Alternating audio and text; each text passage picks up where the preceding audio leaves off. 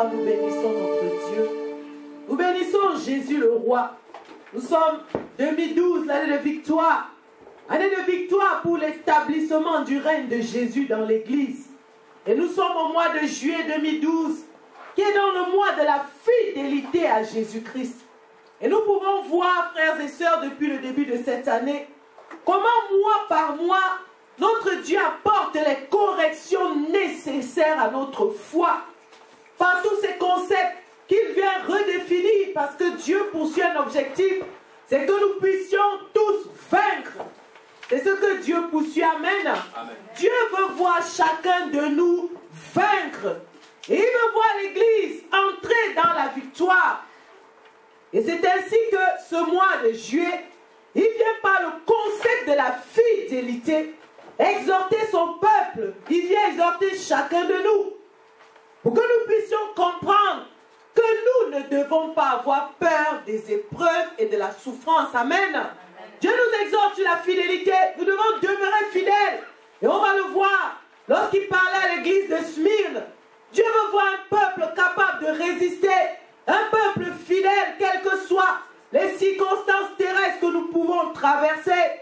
Le peuple doit savoir qu'en demeurant fidèle, il y a une promesse qui n'est pas des moindres. C'est que nous n'aurons pas à souffrir de la seconde mort. Amen. Amen. Et c'est ce qu'il pouvait dire à l'église de Smyrne. Et on peut voir donc dans l'exhortation que le Saint-Esprit donne à l'église de Smyrne, qui était dans un moment difficile d'épreuve, de souffrance. Il pouvait lui dire qu'il connaît la souffrance, les difficultés, les épreuves que cette église pouvait traverser. Il pouvait même lui dire ceci, que le diable va jeter quelques-uns d'entre vous en prison, mais prenez courage. Il ne faut pas que vous puissiez baisser les bras. Vous devez garder ce que vous avez reçu, parce que la victoire va produire une chose dans votre vie qui est capitale, c'est que vous n'aurez pas à souffrir de la seconde mort. Amen. Amen. Et cette parole que Dieu donnait à l'église de Smyrne, elle est valable pour chacun de nous aujourd'hui. Nous, en tant qu'église individu, elle est valable pour la communauté locale et même pour l'église en tant qu'ensemble de peuple. C'est une parole que Dieu donne pour que l'église puisse savoir que la fidélité à Jésus-Christ, c'est un concept que chacun de nous doit garder, quel que soit ce que nous vivons, quelles que soient les épreuves, les difficultés que l'église traverse. Et cette exhortation à l'église de Smyrne, c'est une exhortation qui vient vraiment encore pour chacun de nous aujourd'hui, en tant qu'église de Jésus-Christ, nous exhorter et nous encourager et nous corriger même sur la manière avec laquelle nous pouvons concevoir certains concepts spirituels. Dieu veut que l'église soit forte et capable de vaincre. Dieu veut voir l'église fidèle, quel que soit ce qu'elle peut traverser comme épreuve et difficulté sur le plan visible. Et donc pendant ce mois de juillet, Dieu vient donc spécifier un aspect de la victoire que nous devons saisir. Amen. Amen. La fidélité à Jésus-Christ. Nous devons demeurer fidèles, quel que soit ce que nous pouvons vivre sur le plan terrestre. Et c'est ainsi qu'on peut lire dans Apocalypse 2:1. Il est dit ceci, que celui qui a des oreilles entende ce que l'Esprit dit aux églises. Et il poursuit en disant, celui qui vaincra n'aura pas à souffrir la seconde mort. Donc celui qui va vaincre quoi? On l'a vu, l'esprit qui domine dans le monde. Vaincre tout ce qui est ennemi de Dieu. La chair, les convoitises, l'esprit de Babylone, le moi, l'ego, etc. Dieu nous a déjà enseigné sur ce que l'Église doit combattre, qui est ce qu'elle doit pouvoir vaincre. Et la promesse, c'est cela. C'est tu n'auras pas à souffrir la seconde mort. Dans d'autres termes, le feu de la géhenne te sera évité. Et même que Paul pouvait exhorter l'Église, exhorter les chrétiens, pour leur faire comprendre que les souffrances du temps présent ne sont rien comparées à la gloire à venir. Donc, en tant qu'homme de foi, quel que soit ce que nous pouvons voir ou vivre, Dieu, par sa parole, nous permet de saisir et de comprendre que par Jésus-Christ, il a prêté un lieu dans lequel il n'y aura plus ni souffrance ni douleur, la nation sainte, un lieu où nous allons pouvoir voir notre Dieu face à face, un lieu où nous allons pouvoir le servir. C'est cela le devenir de l'Église, amen. N'est-ce pas un devenir glorieux? C'est cela qui doit sous-tendre notre vie de foi. Nous devons être tenus, posés sur les concepts véritables de la victoire. Ça doit être en nous.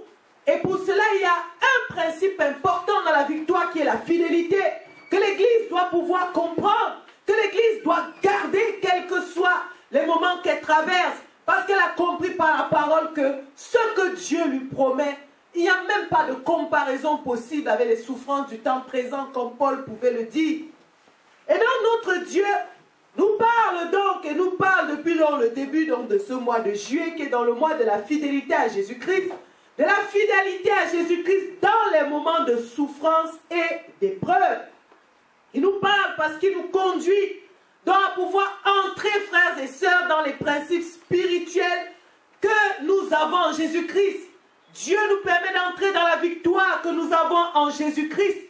Et c'est ce qu'on peut d'ailleurs voir que Dieu fait durant toute cette année, où il vient spécifier mois par mois des aspects de la victoire. Et il veut que nous puissions le saisir, les porter, les vivre et pouvoir vaincre, comme on a pu d'ailleurs le voir lors d'un thème d'un de nos séminaires que Dieu nous a donné il y a quelques semaines.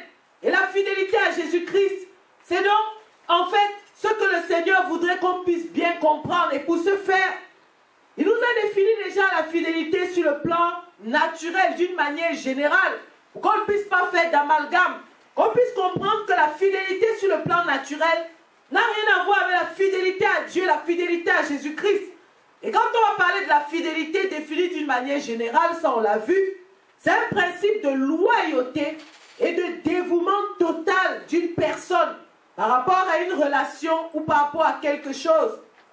Donc c'est un principe de loyauté, de dévouement total d'une personne par rapport à une relation ou par rapport à quelque chose. Et c'est ainsi qu'on a compris que l'homme peut être dévoué sur le plan visible. On a pris d'ailleurs l'exemple d'une relation employeur-employé, où on peut voir un employé être dévoué sur le plan visible, mais à l'intérieur de lui, il a sa manière de voir et de concevoir qui n'est pas forcément la même que celle de son patron. Mais étant donné qu'ils sont dans une relation, il y a une certaine forme de dévouement, de loyauté qu'on peut voir. On a pris exemple le cas. Également, nous avons vu même l'exemple dans un parti politique où même si les gens, visiblement, on peut dire qu'ils sont fidèles à un parti politique, il n'en demeure pas moins que chacun, si on va dans le cœur de chacun, on verra des points de divergence sur certains aspects, mais pourtant, visiblement, on pourra dire qu'ils sont fidèles, par exemple, à ce parti. Ça, c'est ce qu'on peut voir et comprendre de la définition de la fidélité sur le plan visible. Mais pour ce qui concerne la fidélité à Jésus-Christ, celle qui nous concerne en tant qu'Église, en tant qu'homme de foi, ici il s'agit, et c'est ce que Dieu vient nous faire comprendre, d'un cœur qui épouse totalement la position de la parole de Jésus-Christ. Amen. Amen. Donc c'est ça. Lorsqu'on parle de la fidélité dans la vie de foi en Jésus-Christ, c'est un cœur qui épouse totalement la position de la parole de Jésus-Christ. Pourquoi? Parce que quand Dieu arrive, et nous savons que Dieu vient siéger dans le cœur de l'homme, quand Dieu arrive, il arrive dans le cœur de l'homme, il trouve l'arbre de la connaissance du bien et du mal dans toutes ces expressions qui vont être notre manière de voir, de concevoir, nos pensées, nos raisonnements, etc. Non, c'est là-bas qu'il vient établir son règne, dans ce cœur-là. Et donc ce cœur-là doit céder totalement la place à toute sa manière de voir pour épouser la position de la parole de Jésus-Christ. C'est alors qu'on peut parler de fidélité en ce qui concerne notre relation avec Dieu.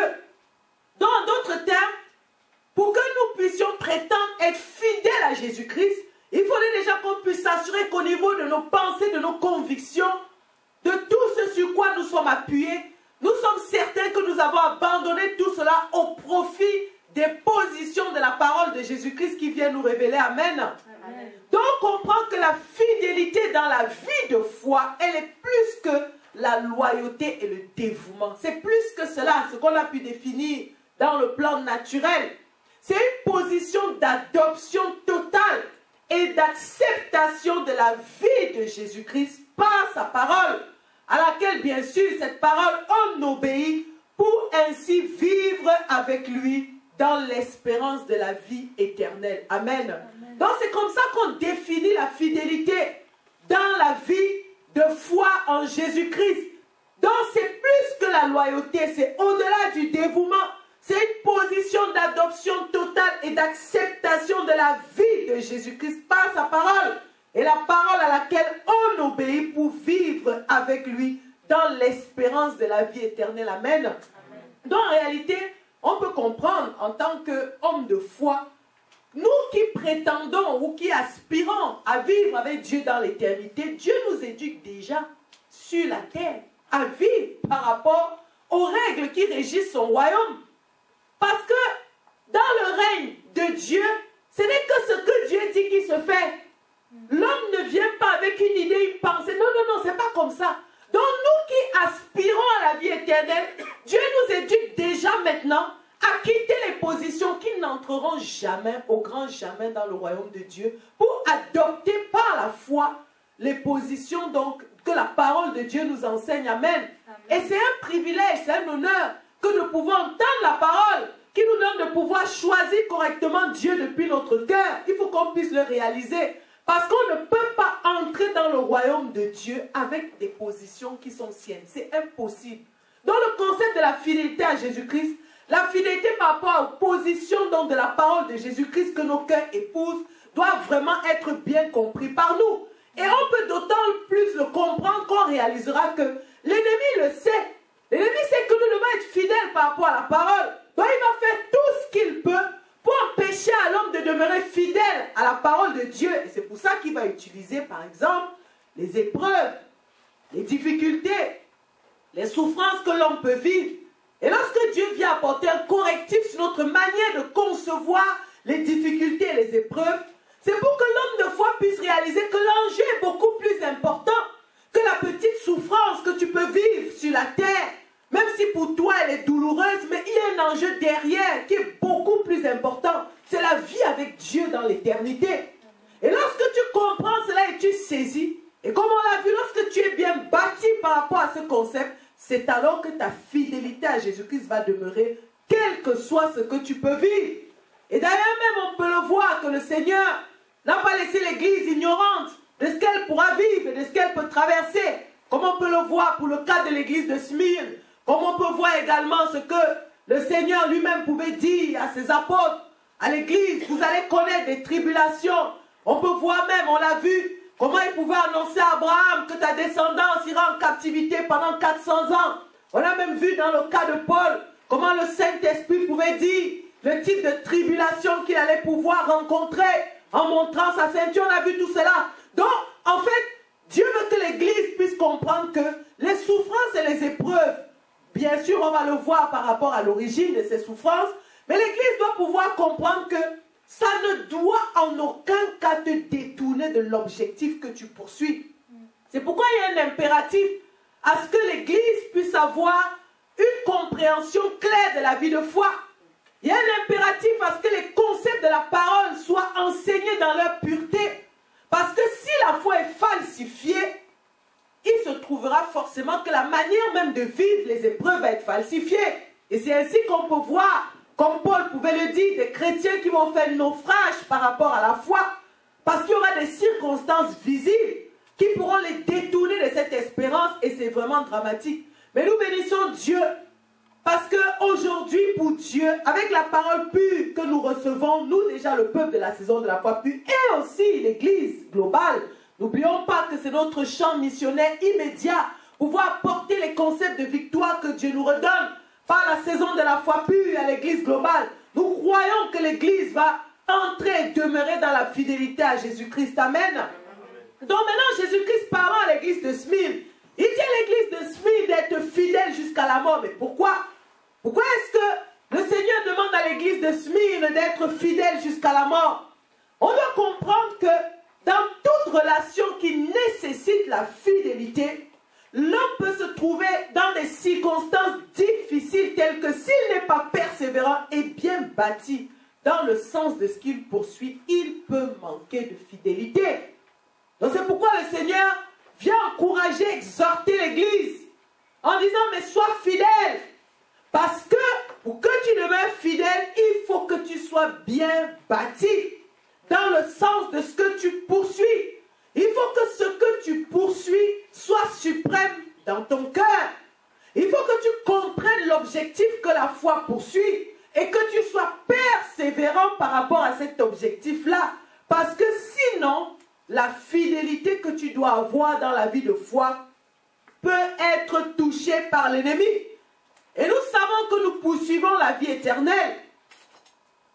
Tous les chrétiens vont le dire, mais bien sûr que nous poursuivons la vie éternelle. Oui, c'est une chose de le dire, mais c'est une chose maintenant de le vivre depuis son cœur, par les principes de victoire. Parce que même si effectivement, l'Église de Jésus-Christ sait qu'elle poursuit la vie éternelle, elle poursuit la vie avec Dieu, mais est-ce qu'elle est bâtie depuis son intérieur pour poursuivre cette vie éternelle? Est-ce que l'Église est forte de manière à pouvoir résister à toutes les tribulations et les souffrances qu'elle peut traverser pendant sa marche avec le Seigneur? C'est pourquoi, comme on l'a dit tout à l'heure, Paul pouvait dire qu'il y en a qui peuvent perdre le bénéfice de leur foi, faire naufrage. Et c'est tout simplement parce qu'ils ne sont pas bien bâtis sur ce qu'ils poursuivent. Même s'ils savent qu'ils poursuivent la vie éternelle, il faut encore que Dieu vienne donner, comme il le fait depuis le début de cette année, mois par mois, les principes de victoire, pour que nous puissions saisir ces victoires, ces principes-là, pour que nous puissions les porter et demeurer fidèles à Jésus-Christ. Et quand on parle du concept de la fidélité à Jésus-Christ, on comprend que, bien sûr, il s'agit d'une fidélité spirituelle qui se fait par la parole de Jésus-Christ, qu'on porte dans le cœur, une parole qu'on garde, une parole qu'on va épouser, comme on a dit, épouser la parole de Jésus-Christ, donc depuis notre cœur.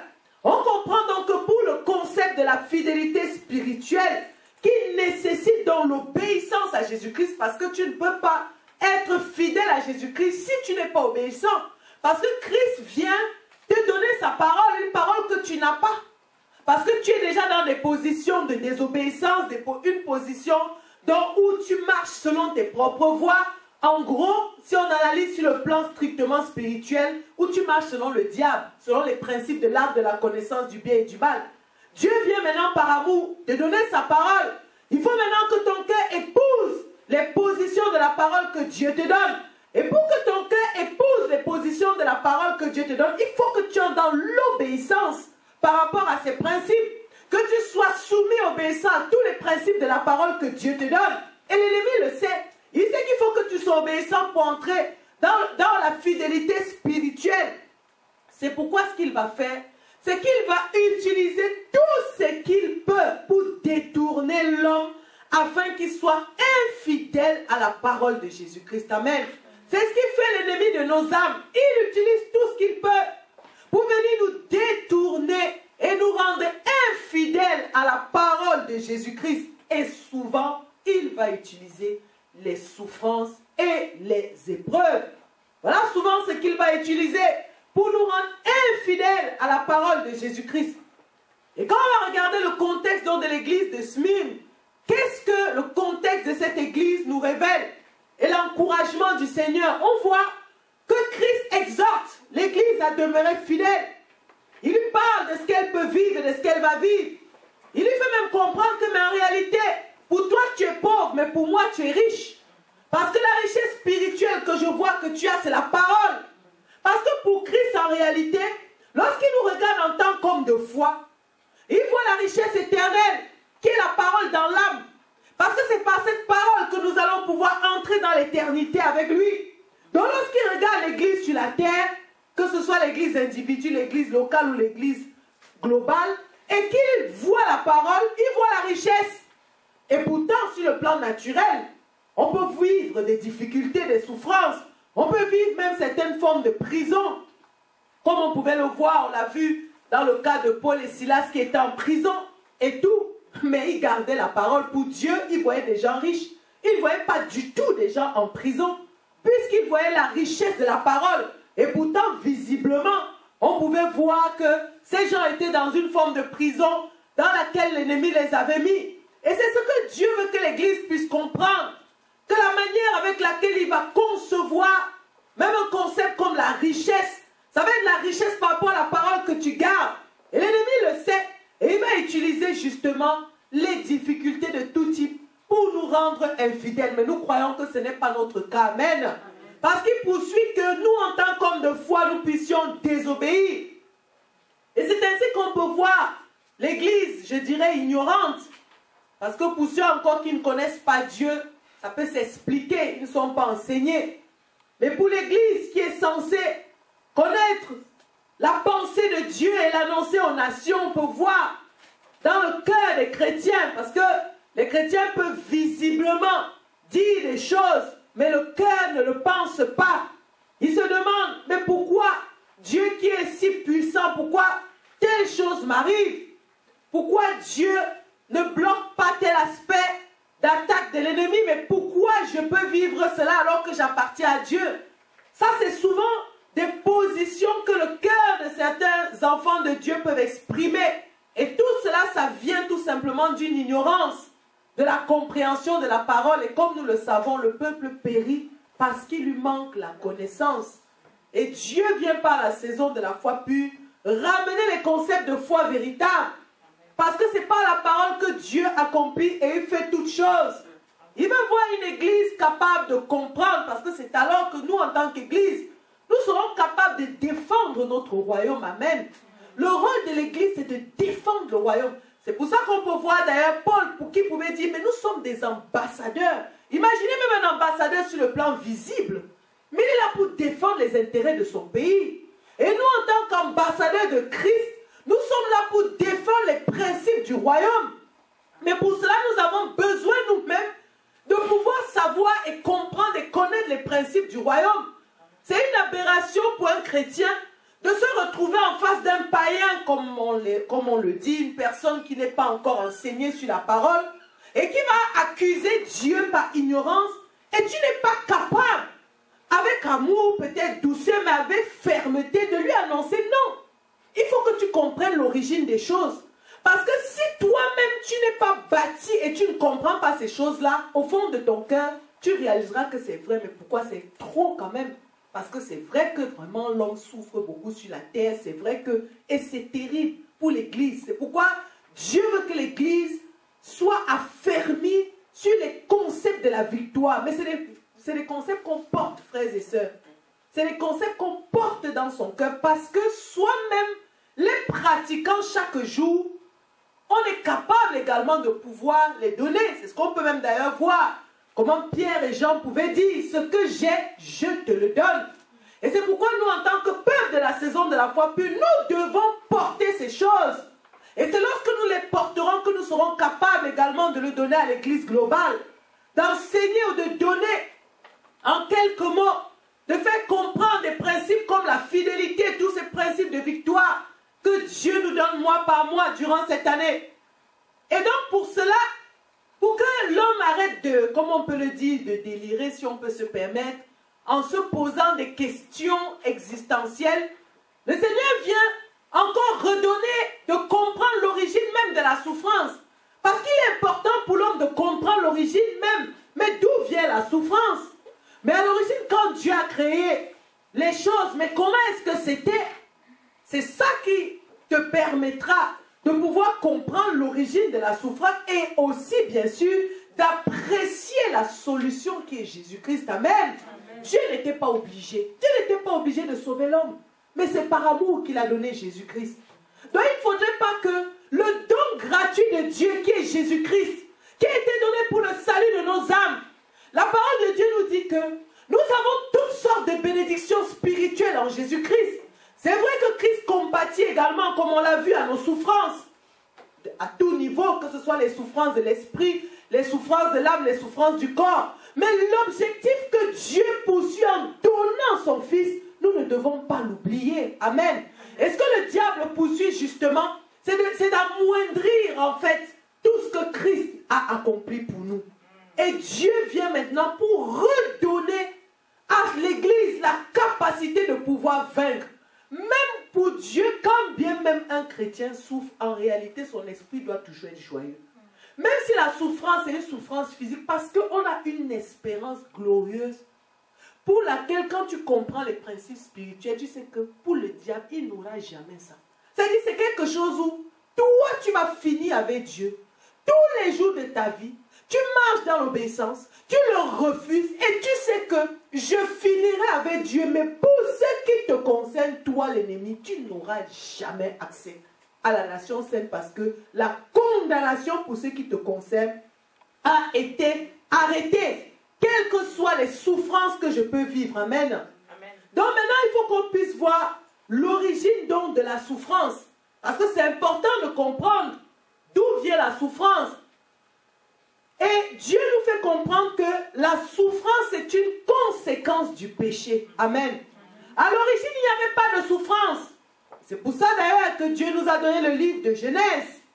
Parce que c'est dans ce livre-là que nous voyons de manière claire l'origine même de la création. Et on peut voir que Dieu, lorsqu'on parlait du jardin d'Éden, on le définissait comme un jardin de délices. Et on l'a dit qu'à ce moment-là, si Dieu avait conçu la souffrance, on aurait parlé d'un jardin de souffrance. Mais non, c'était un jardin de délices où Dieu avait tout posé pour que l'homme puisse avoir ce qu'il lui fallait, tant pour sa vie spirituelle avec Dieu, que pour sa vie et le mandat qu'il lui avait confié de pouvoir assujettir la terre. C'est Dieu qui avait tout disposé. Et à cette époque-là, on ne parlait pas de souffrance pour l'homme. Et même, on peut le voir que lorsque le Seigneur, pendant son ministère terrestre, à chaque fois que les gens venaient pour lui poser des questions sur l'incompréhension que l'entendement humain pouvait avoir par rapport à certaines choses, le Seigneur disait toujours, il n'en était pas ainsi au commencement. Amen. Parce qu'il voulait toujours ramener, en fait, ceux qui l'écoutaient à réaliser que, en fait, vous êtes en train de faire une analyse que vous devez faire en tenant compte de comment, en fait, les choses ont fait pour en arriver là. Parce que si vous sortez ce que vous vivez de leur contexte global, vous allez avoir des mauvaises analyses et des mauvaises interprétations de la parole. C'est pourquoi le Seigneur pouvait dire, il n'en était pas ainsi au commencement. Donc pour mieux comprendre ce que tu vis, retourne à l'origine des choses. Et lorsqu'on retourne à l'origine des choses, on peut voir que Dieu a créé l'homme à l'image et à sa ressemblance. On peut voir que tout a été créé parfait et paisible pour l'homme. On peut voir la domination que l'homme avait. On peut même voir le dit ennemi qui rôdait mais ne pouvait rien. Amen. L'ennemi ne pouvait rien tant que l'homme était obéissant à Dieu. Mais maintenant on a vu également que il y a eu la ruse, la séduction qui a entraîné la désobéissance. Et on a vu maintenant que l'homme a désobéi et il a placé sa vie sous le jugement divin qui avait déclaré dans Genèse 2, verset 17 que « Mais tu ne mangeras pas de l'arbre de la connaissance du bien et du mal, car le jour où tu en mangeras, tu mourras. » Donc on voit que l'homme s'est mis sous le jugement divin de ce qu'on pouvait voir dans Genèse 2, 17. Il est important donc pour nous de comprendre dans les conséquences immédiates donc de la désobéissance de l'homme. De cette désobéissance à cette parole que Dieu lui avait dit, tu ne mangeras pas. Parce que si tu manges, tu mourras. Il est donc important donc de remarquer donc que c'est par cette désobéissance qu'il y a eu l'entrée de l'homme dans la souffrance. C'est lorsqu'il y a eu désobéissance de l'homme depuis le jardin qu'il y a eu l'entrée de l'homme dans la souffrance. Et comme nous l'avons vu, quelques éléments dont des conséquences de cette désobéissance. On peut voir les rapports entre l'homme et la femme sont pervertis. On voit que la femme qui est une mère porteuse va davantage souffrir. Et ses rapports avec son mari vont être pollués par le péché. On peut le voir dans Genèse 3, verset 16. On peut voir ceci qu'avant la désobéissance, qu'est-ce qu'on peut constater? On peut constater que les désirs de la femme se portaient vers Dieu. Et on peut voir que l'homme et la femme, tous deux, étaient soumis à Dieu. Mais avec la déchéance, on constate maintenant que les désirs de la femme vont se porter vers l'homme. Et on peut voir l'homme maintenant qui va dominer sur elle. Et on peut donc réaliser que la domination de l'homme sur la femme, c'est un fruit du péché. Cela vient de la malédiction. Comme autre conséquence, nous pouvons voir que le sol est maudit à cause de l'homme. Ça dit maintenant que l'homme va vivre une existence dans la souffrance.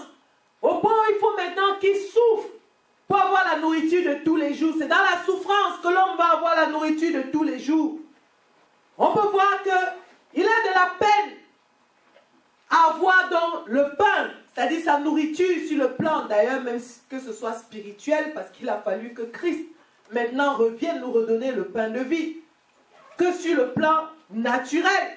Et on peut comprendre que les choses simples de la terre qui étaient à la disposition de l'homme vont lui produire des souffrances. Est-ce qu'on peut s'en rendre compte? Il faut qu'on réalise que tout ce que l'ennemi aujourd'hui peut utiliser pour malmener l'homme, c'était des choses qui étaient à la disposition de l'homme.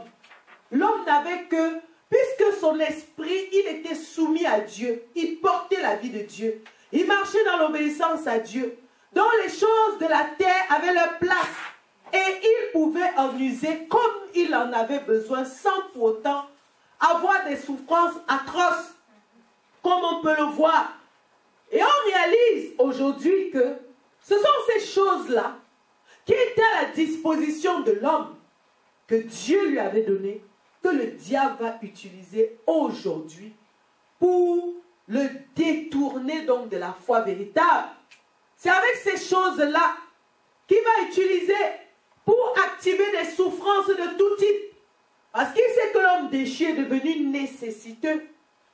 Lorsqu'on dit que l'homme est devenu terrestre, c'est la vérité. Il est attaché à la terre. Il faut la puissance de la croix de Jésus-Christ. Il faut des principes comme la renonciation pour rééduquer son cœur déchu à se décoller du terrestre. Et tant que l'âme de l'homme est attachée au terrestre, il est susceptible d'être fortement manipulé par l'ennemi. Imaginons donc, frères et sœurs, une église où on enseigne la tâche aux choses de la terre. Et comme on le dit, c'est très subtil. Parce qu'il s'agit de prendre la parole de Dieu, de sortir un concept concernant le besoin de l'homme sur la terre, un concept de son contexte, pour en faire maintenant, on peut dire, la chose centrale que le chrétien poursuit. Ce qu'il ne peut pas peut-être voir visiblement, c'est que cette manière-là d'être enseigné va faire en sorte qu'il va s'attacher encore depuis son cœur aux choses de la terre. Et pourtant, Dieu vient par Jésus-Christ nous détacher des choses de la terre. Et lorsqu'on dit cela, on le dit aussi que Dieu n'a rien contre les choses de la terre. C'est pas, le Seigneur n'est pas... Mais Dieu, le problème de Dieu, c'est la tâche que nous pouvons avoir dans le cœur par rapport aux choses de la terre. C'est pour ça d'ailleurs qu'il peut nous dire dans Deutéronome 6:5, tu aimeras l'Éternel ton Dieu de tout ton cœur, de toute ton âme et de toute sa force. C'est ainsi qu'on peut voir que Dieu ne partage sa gloire avec personne. Et on sait que Dieu est esprit. Il vient siéger dans le cœur de l'homme. Donc si nous entendons des enseignements qui ont pour but de nous rattacher encore à la terre, ce sont des enseignements qui donneront encore plus que jamais l'opportunité à l'ennemi de venir nous manipuler par des souffrances. Parce que comme les choses de la terre sont des choses par nature qui sont éphémères, puisque la destination finale, ça sera la destruction. Donc d'un moment à l'autre, il suffit que l'ennemi vienne toucher une de ces choses-là. Et bien la personne peut se retrouver en train de faire naufrage par rapport à sa foi. Mais si nous sommes éduqués à être fidèles à Jésus-Christ, à savoir que depuis l'origine des choses, voilà comment l'homme que je suis, selon la pensée de Dieu, c'était un homme à l'image, à la ressemblance de Dieu. J'ai péché, j'ai été chassé du jardin, mais Dieu dans son amour envoie Jésus-Christ qui vient m'éduquer à nouveau afin que je puisse retourner à Dieu le Père passant par lui. Et il vient me donner le pouvoir, l'aimer de tout mon cœur. Il me donne de pouvoir être fidèle à sa parole. Parce que le monde dans lequel je vis, c'est un monde qui est déchu. C'est un monde aujourd'hui qui, comme on va le voir, on peut voir Paul lui-même qui dit dans Romains 8 que même la création elle-même également, elle est dans la vanité et elle attend la révélation des fils de Dieu. Cette création qui est devenue plus importante que le Créateur, elle-même aussi a subi les conséquences de la désobéissance de l'homme. Et je dois aujourd'hui savoir que, quoi qu'il en soit, quel que soit ce que je peux vivre, je dois demeurer fidèle à Jésus-Christ depuis mon cœur. Amen. Parce que Dieu m'enseigne l'origine des choses. Je constate, comme on peut le voir, ces choses. Et je sais que de ce que Dieu me dit, l'origine n'était pas ainsi. Et on peut voir d'ailleurs concernant le concept de la souffrance, parce qu'on est en train de comprendre que, mais d'où vient la souffrance? Mais Dieu dit, mais mes enfants, la souffrance vient du péché. C'est le péché qui a entraîné la souffrance. Et je vais d'ailleurs vous montrer un exemple. Regardez Caïn et Abel. Dès qu'ils sont sortis du jardin, tout de suite, la parole pourtant était déjà sortie où Dieu pouvait leur dire ceci que, voilà, par rapport à bien sûr ce que leur parole leur avait enseigné, que voici ce que nous avons fait, Dieu nous a chassés, etc., etc. Mais visiblement, il n'avait pas encore de matérialisation concrète du péché, donc de la souffrance. Mais comment on peut le dire? Imaginons des parents qui ont deux enfants et ils voient un qui tue l'autre. Imaginez le type de souffrance que ça peut générer. C'est alors qu'à ce moment-là, ils ont pu réaliser que, là, c'est ce que le Seigneur est en train de nous dire. Voici une conséquence visible du péché. C'est ainsi qu'on peut voir Adam et Ève avoir fait leur première expérience de ce que c'est que la vie sur terre, qui est une vie de souffrance. Et quand on voit Caïn, on peut voir que Caïn, il avait en lui le péché, comme on l'a déjà étudié dans ce texte de Genèse 4. Et il se donnait la suprématie à lui-même. C'est après un temps qu'on a pu voir qu'il allait faire une offrande à Dieu. Et son frère, lui, il était désireux de s'en sortir. Il a entendu la même parole que leurs parents certainement leur ont enseigné concernant Dieu. Il a réalisé sa déchéance. Il a dit non, moi, je vais donner la suprématie à Dieu. Je vais apprendre à donner les prémices de tout à Dieu. Et on remarque que le premier qui a souffert d'une jalousie atroce, c'était son frère Caïn. Il s'est irrité de jalousie au point même où il a tué son frère. Et c'est là où on peut voir aujourd'hui que l'homme qui est dans le péché, on peut voir que s'il n'est pas enseigné correctement sur l'origine de la souffrance, il est pourtant dans le péché. Et normalement, de ce que la parole de Dieu nous dit, le salaire du péché, c'est la mort. Et c'est par Christ que nous avons la grâce de pouvoir retourner à Dieu le Père. L'homme donc, s'il n'est pas correctement enseigné dessus, quand il va souffrir, il aura tendance à accuser Dieu. Parce que, en fait, il va séparer le péché du concept de la souffrance. Et ici, le Seigneur ne veut pas que le peuple non plus qu'on soit dans une fatalité. Non, parce que la solution est venue par Jésus-Christ. En fait, il faut être bien positionné, sachant que pendant la souffrance, en fait, Dieu te dit, résiste. Sache que tu auras une épreuve, une tribulation, mais garde la couronne. Ne perds pas la fidélité, mais tu ne vas pas non plus vivre encore la souffrance mal, en te disant que bon, comme la souffrance, l'origine c'est le péché et que je suis un homme pécheur, tu te laisses aller. Non, pas du tout, pas du tout.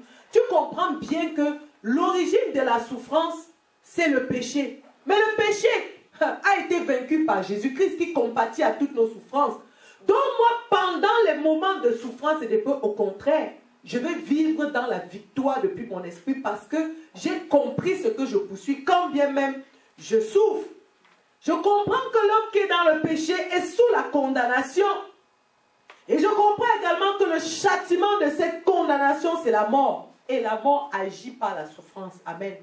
La mort agit par la souffrance. Et d'ailleurs même, le Seigneur pouvait nous dire que le dernier ennemi qui sera vaincu, c'est quoi?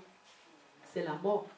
Donc ça veut dire que tant que la mort agit, le concept de la souffrance, tel que l'homme sur la terre ne l'aime pas, existera. Et d'ailleurs, quand on voit Apocalypse, lorsque on pourrait voir, comme on l'a vu les semaines dernières, on pouvait voir comment l'ange pouvait dire à Jean que mais les gens là, que je te montre là, ils viennent d'où?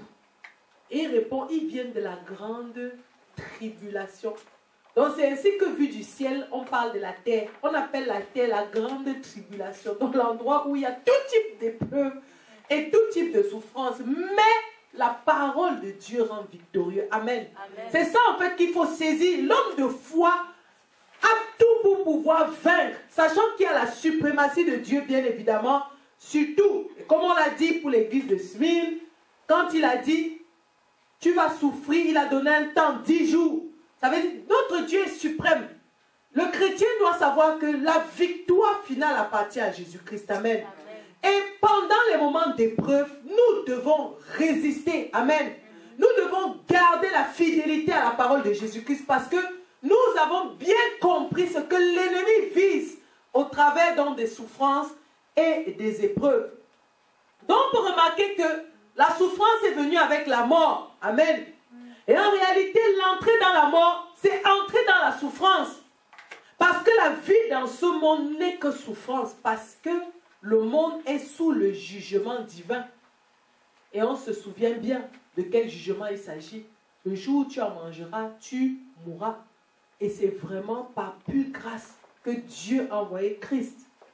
Et Dieu a envoyé Jésus-Christ pour que pendant ce temps de grâce, c'est pour ça d'ailleurs qu'on peut dire de notre Seigneur qu'il est l'alpha et l'oméga. Donc il est le début et la fin de ce grand temps de grâce, de rachat que Dieu a ouvert.